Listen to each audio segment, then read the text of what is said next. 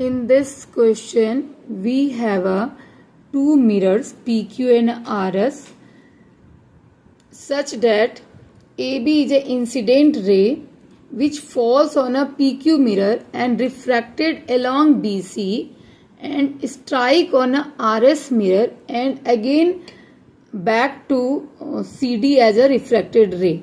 Then we have to prove that here in this question ray A B parallel to C D, हमें ये prove करना है कि A B C D के parallel है. तो कैसे करेंगे, देखो गिवन टू मिरर्स हैं वो लिख दिया हमने. An incident ray A B falls on a mirror this on P Q after reflection move along path B C, B C के पाथ के थ्रू रिफ्लेक्ट हो जाती है and falls on another mirror R S. Okay, and reflected through CD, और CD के through reflect हो जाती है.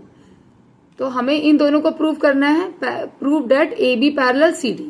तो करेंगे क्या यहाँ पे, तो सबसे पहला काम करेंगे हम यहाँ पे कि हमने BN perpendicular on RS draw कर दिया and CM perpendicular on PQ.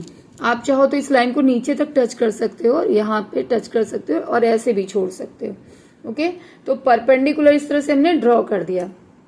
ये दोनों परपेंडिकुलर ड्रॉ होने की वजह से BN equal to CM automatically हो जाएगा.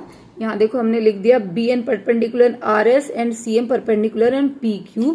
सो BN parallel to CM and BM also equal to CM. तो when BN parallel to CM and BC is a transversal line. यहाँ फिर से देख लो आप, ये BN एंड CM पैरेलल हैं और BC ट्रांसवर्सल है. Then angle 2 equal to angle 3, ये हमने यहाँ पे लिख दिया. रीजन क्या है, अल्टरनेट इंटीरियर एंगल्स हैं ये.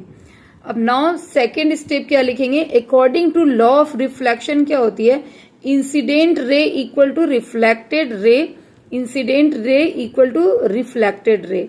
तो यहाँ पे जब आपका ये फॉल हुआ था, ये इंसिडेंट रे हुआ और रिफ्लेक्शन के बाद ये आपका BC के अलोंग चला गया, तो 4 और 3 बराबर होंगे और यहाँ के लिए ये इंसिडेंट रे बन गई तो एंगल 2 और ये रिफ्लेक्टेड बन गया. तो एंगल 1 और एंगल 2 दोनों ही हमारे क्या होंगे, angle 1 equal to angle 2 and angle 3 equal to angle 4 according to law of reflection.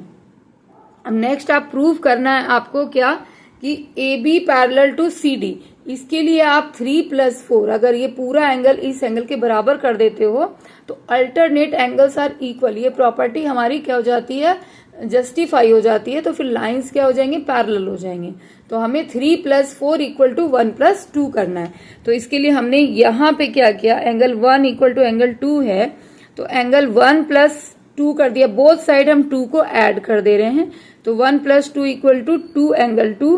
Similarly हमने यहाँ पे 4+3 कर दिया. इस साइड एंगल 3 किया है और इस साइड भी एंगल 3 किया है, तो 2 एंगल 3 आ गया. इसको मैंने इधर लिख दिया था. और 4+3. तो अब यहाँ पे आप देखो कि 2 एंगल 2 एंड 2 एंगल 3 ओके आपके क्या है, एंगल 2 और एंगल 3 इक्वल हैं, तो इनका डबल भी ऑब्वियसली इक्वल होगा. और इसके बराबर जो है यानी ये और ये भी आपस में इक्वल होंगे. तो ये इक्वल हो गए. जब ये इक्वल हो गए तो फिर हमारा और ये दोनों अल्टरनेट एंगल्स इक्वल हो गए, तो AB पैरेलल CD. हिंस ये प्रूव हो गया.